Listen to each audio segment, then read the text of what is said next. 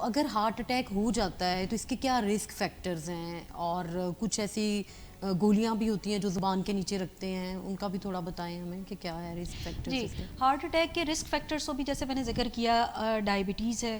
Diabetes اگر ہے تو اس کے بعد تو باقی چیزیں، اگر آپ کو ہائی بلڈ پریشر اس وقت نہیں ہے، کولیسٹرول آپ کا اس وقت خراب نہیں ہے، تو ڈائبٹیز کی وجہ سے ہو جائے گا. اس کی ریزن یہ ہے کہ ڈائبٹیز، خاص طور پر ٹائپ 2 ڈائبٹیز جس میں انسولین ریزسٹنس ہوتی ہے، جس میں انسولین کام نہیں کر رہی ہوتی، موٹاپا ہوتا ہے، موٹاپے کی وجہ سے انسولین کا اثر نہیں ہو رہا ہوتا، ایسے پیشنٹس میں بلڈ پریشر ہائی ہونے کا رسک، اس کا ڈائریکٹ تعلق ہے.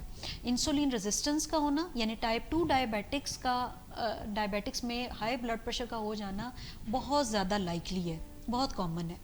اور پھر ڈائبٹیز کی وجہ سے کولیسٹرول بھی ہائی ہوتا ہے، خاص طور پر ٹرائیگلیسرائڈز. یہ کولیسٹرول پہ ابھی ہم ڈیٹیل میں بات کرتے ہیں آگے چل کے اسی پروگرام میں.